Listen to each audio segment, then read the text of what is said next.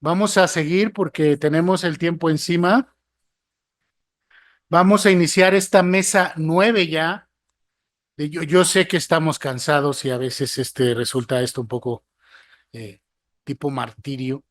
pero es un martirio intelectual productivo. Entonces, vamos a iniciar esta mesa con Miguel Rodríguez Lourenco, que viene de la Universidad de, así se pronuncia, ¿verdad? Universidad de Nova de Lisboa, para que vean que no fue mi error, pues. Eh,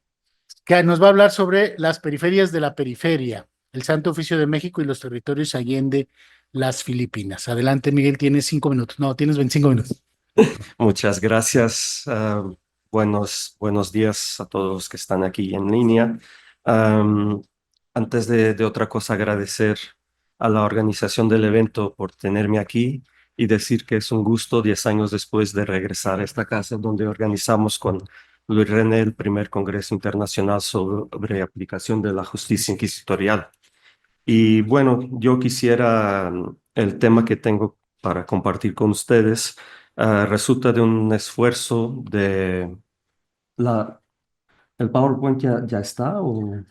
¿Podemos proyectar el PowerPoint, cabina, por favor? No, es que ellos están allá. ya? Ahí está, amigo. Bien,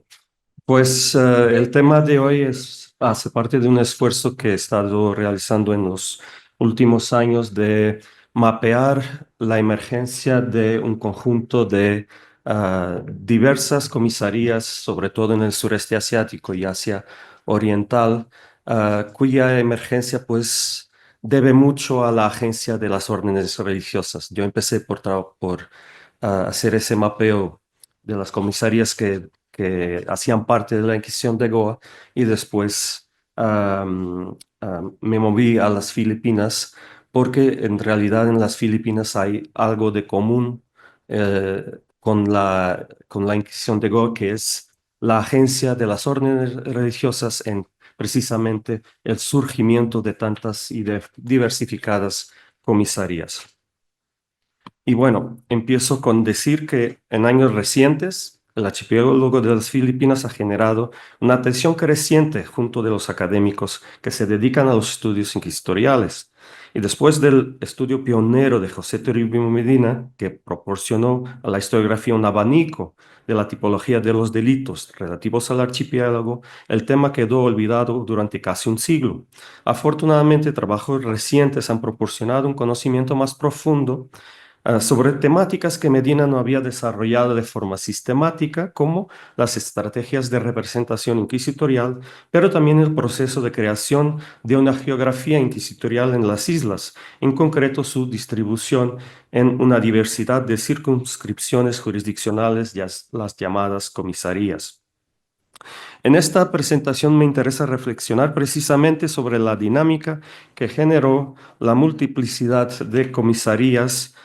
que pueden ver en la imagen, teniendo como foco no las Filipinas, tema al que ya me dediqué en otras ocasiones, pero en los territorios más allá del archipiélago, en especial el Japón, Taiwán y las Molucas. El primer y tercer caso son especialmente interesantes en la medida en que estamos hablando de espacios con enlaces jurisdiccionales indudables con la Corona de Portugal, la cual tiene su propio sistema inquisitorial.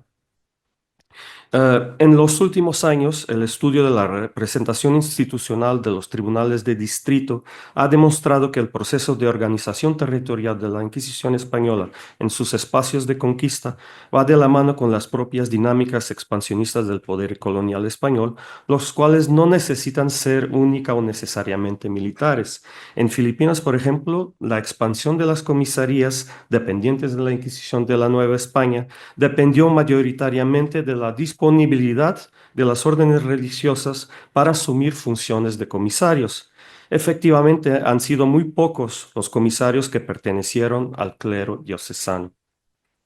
Ello significa que el estudio de estas prácticas de representación institucional requiere una mirada atenta a los retos sentidos por las órdenes en Filipinas, de forma a comprender el rol que el acercamiento al Santo Oficio y a la disponibilidad para mantenerse a su servicio jugaron en sus estrategias sociales, misioneras, pastorales o de otra orden. Es de señalar, por ejemplo, que tras 4 décadas de observar la autoridad añadida que las órdenes mendicantes beneficiaban de su asociación al Santo Oficio, la Compañía de Jesús de Filipinas haya decidido solicitar comisarías en los espacios donde mantenían colegios o misiones, peticiones que no estarán desasociadas del aumento de las tensiones con los dominicos en el archipiélago, pero también en otros espacios de Asia como Macao, tensiones derivadas de usos abusivos de la Comisión del Santo Oficio. Y fue así que en los años 40 del siglo XVII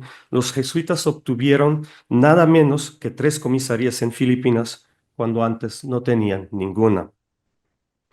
Pero si Filipinas fue un espacio donde se verificó un verdadero afán por obtener comisarías, como se puede ver en este mapa, de mediados del siglo XVII, este archipiélago no fue el único territorio asiático donde tales dinámicas se verificaron. El caso más antiguo de un intento de expansión inquisitorial por vía de las comisarías allende los confines del archipiélago fue dirigida hacia el Japón y tuvo como protagonista la Orden de Predicadores. En 1600, en un momento en que la distribución de comisarías en las mismas Filipinas se encontraba limitada a las ciudades de Manila y de Cebú, el comisario dominico de Manila aprovechó el hecho de que la Inquisición de México le había encomendado la realización de unas diligencias en Japón sobre un caso de judaísmo para recordar a los inquisidores que el tribunal no mantenía en ese archipiélago un comisario suyo, recomendándole que nombrara a uno. Y si bien nunca lo dijo explícitamente, es natural que mantuviera la expectativa de que el comisario fuera de su orden. En efecto, el Japón ejercía una atracción no disimulada entre las órdenes religiosas presentes en Filipinas y que fue amplificada por las prohibiciones papales que desde 1585 hacían del Japón un monopolio misionero de la Compañía de Jesús. Y en 1600, precisamente el franciscano Fray Jerónimo de Jesús había logrado favorecer el establecimiento de relaciones diplomáticas entre el shogunato de los Tokugawa y el gobierno de Filipinas. Y es natural que, aprovechando la coincidencia de las diligencias que el tribunal le encomendaba y el reanudar de relaciones formales entre los gobiernos del Japón y de Filipinas, los dominicos intentasen buscar una forma de promover una territorialización, un enraizamiento de su orden en Japón, sobre todo considerando las dificultades jurisdiccionales que se planteaban al acceso de las órdenes religiosas mendicantes de Manila precisamente al Japón. Pero consciente de que el Japón en Japón se había erigido una diócesis perteneciente al patronato portugués y del conflicto jurisdiccional que oponía los jesuitas de esa misión a los mendicantes del patronato español, la Inquisición de México terminó por no seguir la sugerencia de su comisario en Manila, pese al número creciente de misioneros que empezó a frecuentar el archipiélago en los años que se siguieron y que llegaban desde las Filipinas. Situación diferente terminó por verificarse en Taiwán durante la década de los 20 del siglo XVII. Efectivamente, en 1626, el gobierno de las Filipinas tomó la iniciativa de construir una fortaleza en Taiwán, la cual nombró San Salvador. Y en un momento donde el proyecto misionero de China empezaba a ganar fuerza entre los dominicos de la provincia del Santo Rosario de Filipinas, los dominicos acompañaron a la expedición pensando que Taiwán podría fungir como un punto de acceso precisamente a China. Acto seguido, en 1627, los inquisidores de México nombraron al fraile Bartolomé Martínez como comisario del Santo Oficio en esa fortaleza. No conocemos casos provenientes de esta comisaría, que de todas formas tuvo una vida muy breve porque fue tomada por los holandeses en 1642, pero no por eso deja de ser un ejemplo más de cómo las órdenes religiosas se sirvieron de su asociación al Santo Oficio para reforzar su presencia en el espacio, así como su autoridad social en estas nuevas sociedades locales que se estaban formando. Un tercero y más complejo caso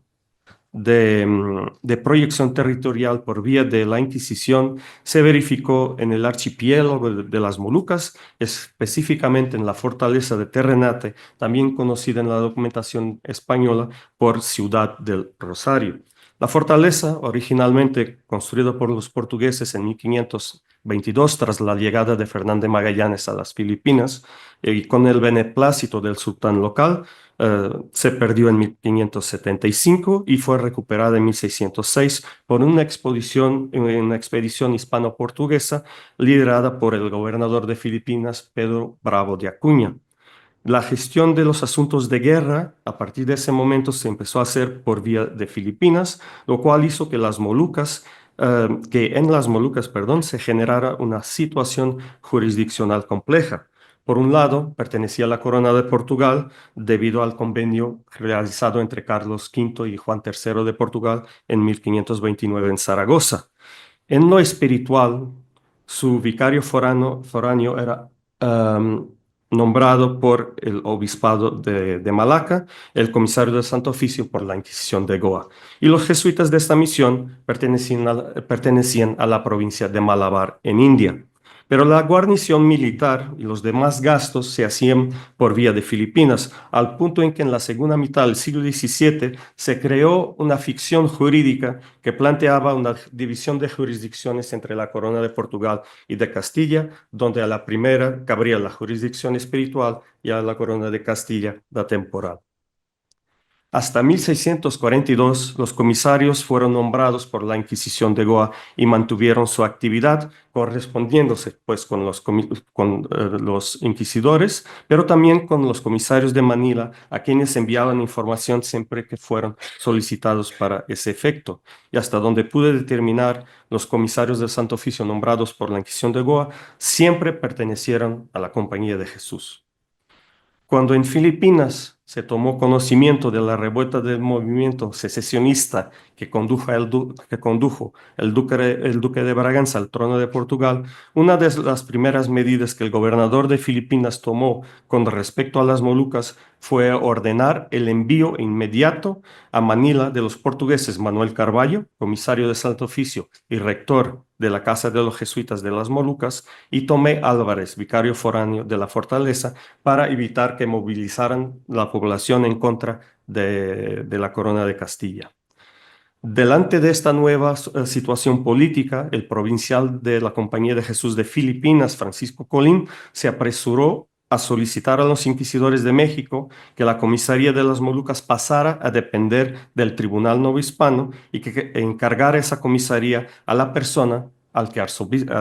que el arzobispo de Manila había designado para ocuparse de la Correduría de Almas. Esa persona era el padre Hernando de Estrada, recientemente nombrado comisario del Santo Oficio en Mindoro por la Inquisición de México. Fue así como en 1644 los inquisidores autorizaron que Estrada pudiera ejercer su comisión en Terrenate.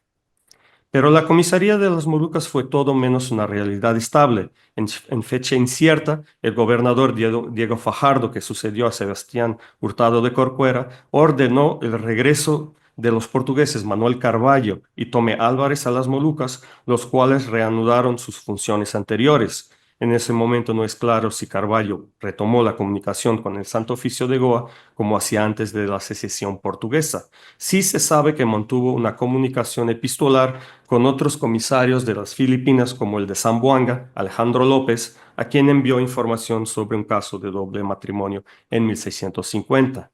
Para 1654, Manuel Carvalho ya habría muerto, porque el comisario de las fuerzas de Terrenate en ese entonces era también jesuita, pero de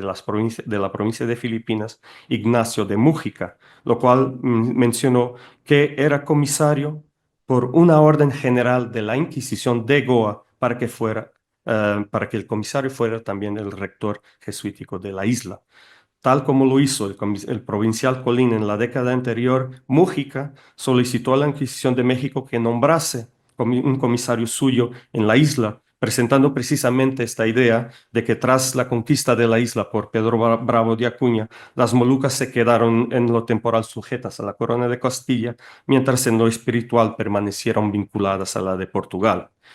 Esta carta nos sugiere dos consideraciones. Por un lado, la Inquisición de México, después de haber autorizado el ejercicio de la comisión del padre Hernando de Estrada en las Molucas, no siguió nombrando comisarios para la fortaleza de Terrenate, porque Mújica refiere que era comisario del Santo Oficio por orden de la Inquisición de Goa. Consecuentemente, en calidad de rector del colegio, Mújica heredó los papeles del portugués Manuel Carvalho y la orden del Tribunal de Goa, y la orden de este tribunal era precisamente lo que autorizaba su ejercicio de la Comisión del Santo Oficio. Por otro lado, es evidente que la vigencia de las jurisdicciones espirituales portuguesas en Terrenate era fuente de incómodo para los jesuitas de Filipinas, de ahí que Mújica solicitara que la Inquisición de México nombrara un comisario suyo para la fortaleza.